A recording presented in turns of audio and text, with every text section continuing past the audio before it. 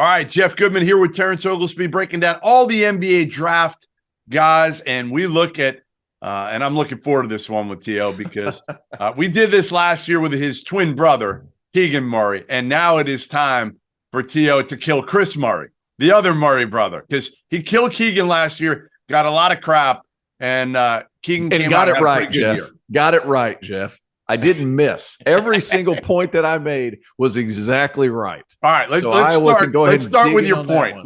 Let's have you defend your Keegan Murray stance from a year ago, where a lot of people got on you because they felt like you were saying Keegan Murray isn't going to be any good. No, I said he was worth $100 million. I just didn't think he was worth, a fourth pick. But all of that being said, you want to talk about fit? Yeah.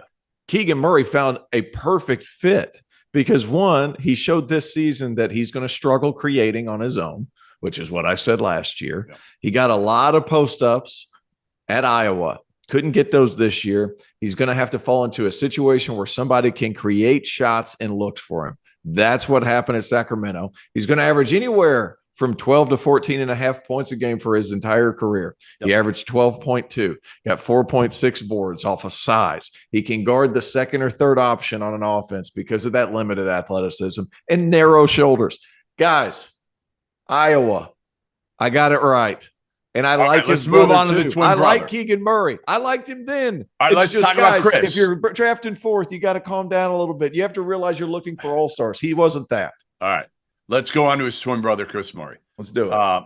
Who, again, everybody expected would take a big jump. With Keegan leaving for the NBA, it was Chris's team, right? He barely played as a freshman. He averaged about 10 points a game playing with his brother a year ago, and they made the jump that everybody was hoping for. He made it. He averaged 20 and 8 this past year. What is the biggest difference between people that think just because they're twins, Theo, we're going to see Kris Murray doing the same things that we saw Keegan Murray do this past year in the NBA? Well, I think the biggest difference is the percentages from the 3-point line. Yes. But Kris Murray, I'm not worried about that. I'm not necessarily. I think he's a very good shooter. I think him being the number one option on an Iowa team this year that relied on him to take a couple of tough ones, I think was a major factor in this. But let's keep in mind, too, his sophomore year, he shot 38.7. It's a simple shot. It's going to get off quick. I think it projects well at the NBA level. I think you're going to be able to get good value for him later in the draft. He's not going to be somebody that's expected to make this massive thing like Keegan was. But again, Jeff, just like Keegan, Kris Murray is going to come all down to fit and where he's put at. I mean, he's got good projectable size.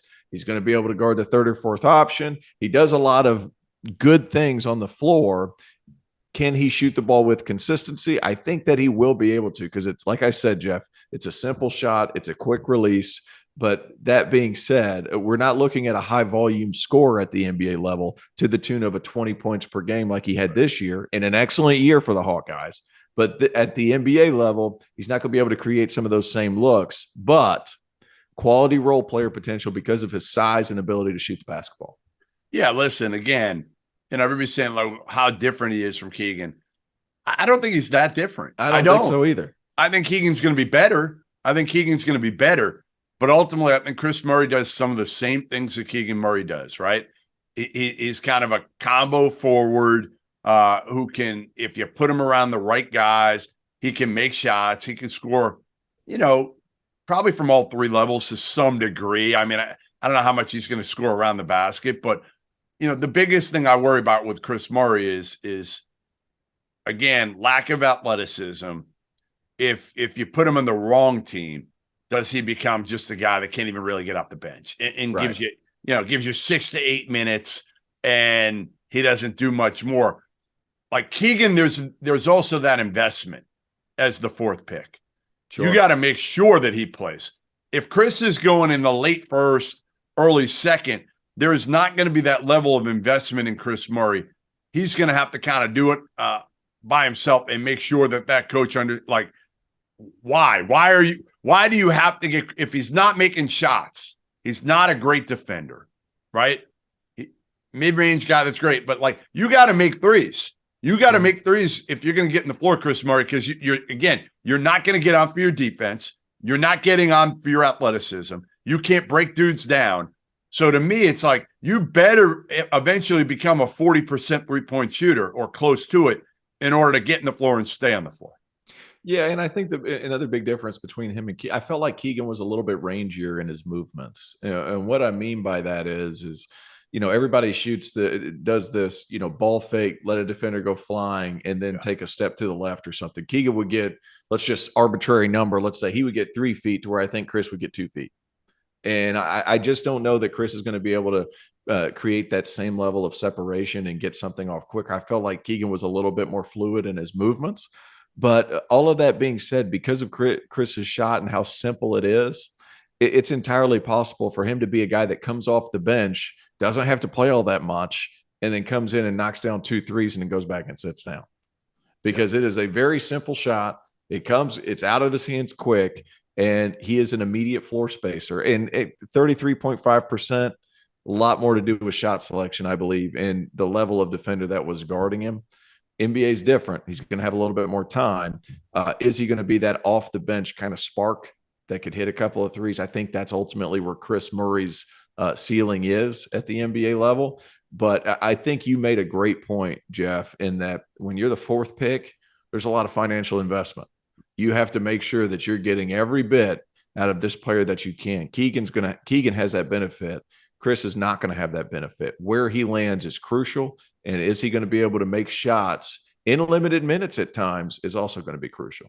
Our partner for today's episode is Athletic Greens. I started taking AG1 during the college basketball season, and I loved the impact that it had on my energy levels. I'm a big coffee in the morning guy, but by the time that the afternoon would hit, I needed another boost. AG1 helped me tremendously, especially on those days when I didn't want to get up off the couch and go hit the gym. Their tagline is AG1 is comprehensive health and the power of habit in one. And man, that could not be more true. It's nearly impossible to eat and drink in a healthy manner in the month of February and the month of March when you are in my business. And AG1 was exactly the supplement that I needed to improve my gut health and cover my nutritional basis for the day. I've continued that into April. I've continued that into May, and I'm going to continue that the rest of the summer. All I have to do is mix a scoop of AG1 with some water or maybe add it into a smoothie, and I'm ready to go. Do it after lunch, and you'll be ready to go for the rest of the day. If a comprehensive solution is what you need from your supplement routine,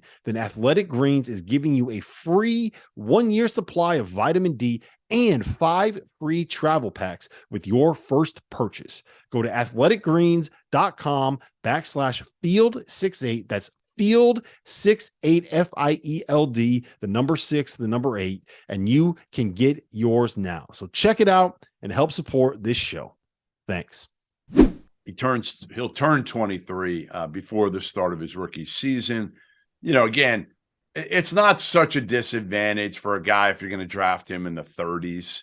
Obviously you kind of understand his upside here. It's really more about getting a second unit guy, I think, here who knows how to play, who's not going to be an issue off the court. He's going to be a good, solid, high character second unit player who's going to be a piece for, to me, a good team should want him coming off the bench. Like, could he be, he's different, but like a George Niang type, like that type of guy, right? Like George Niang gets on the court, they kind of stick him in the corner. He'll make open threes.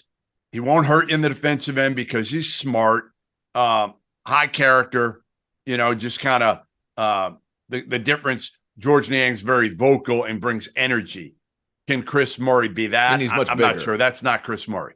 Yeah, and he's much bigger. Right. The whole Kris Murray thing, I think, can he defend at a high enough level to stay on the floor for more minutes? But this is going to come down to, hey, I can be a quick fix for an offense that's struggling. I think he's that kind of guy. And I caught some flack last year for saying Keegan, he got a lot of offense at Iowa by fast break, pushing it really quick and then going down and sealing.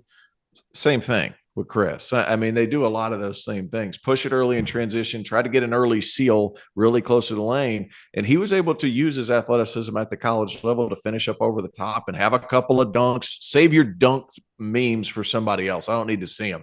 But, he's a guy that that flourished off of some of those actions. Kris is going to be a spark plug off the bench, a guy that can hit some shots along with kind of these really quick point guards that need some players around him.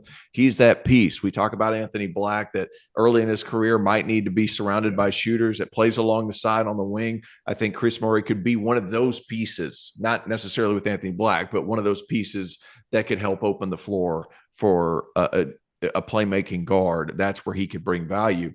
Can he guard consistently? I think third or fourth option. I think he could. I don't think he's as mobile as Keegan, but I also think because of that 6'8", 220 pounds, he's going to be able to guard some different positions. Are you investing a first-round pick, the 27th, 28th, 29th, 30th pick on Kris Murray, or are you waiting, or are you taking somebody with higher upside? You know, a Jordan Walsh, somebody of that nature. Obviously, they're very different players, but where are you comfortable taking Kris Murray? It depends on team. I mean, if I'm the Boston Celtics and I'm loaded to the brim with wings, I'm probably going a higher upside player. If I'm somebody like Golden State that needs some youth, that needs some extra shooting, especially in that second unit, I would consider Kris Murray just because his ability to space it out and do some different things offensively. This is not a guy that's going to be extremely versatile at the NBA level. This is a guy who's going to catch and shoot a lot. He's going to catch ball fake, shoot in the corner a lot. He's a guy that's going to be relied on to get a couple of rebounds here and there. He's old. I would prefer upside if it depends on team. Like I said, fits everything. If I'm Boston, probably going a higher upside guy, maybe at the guard spot late in the first, maybe an overseas guy. If I'm somebody like a Golden State who needs help off the bench, a guy that can just continue to run whatever Steve Kerr wants as far as transition, moving the ball, kicking ahead, dribble handoffs, moving it quickly. He's a ball mover, a shot maker, not a creator with the ball in his hands. He's a piece. Then I would look to maybe bring him in as a second unit guy who can make shots. Yeah, I kind of agree with you. I'd probably take Kris Murray in the second round. For me, I think he's more of an early second round, a 30s guy. Obviously, he made a huge jump between his sophomore and junior year at Iowa, like his brother, but he's not Keegan Murray. 6'8", 220 forward. Kris Murray breaking it down here with Terrence Oglesby. I'm Jeff Goodman, Field of 68. Make sure you watch all of our NBA draft profiles. We'll see you soon. Thank you for watching the Field of 68. If you've enjoyed what you've seen here, hit that like button, share this link with your friends, or check out the description for some other places that you can consume Field of 68 content.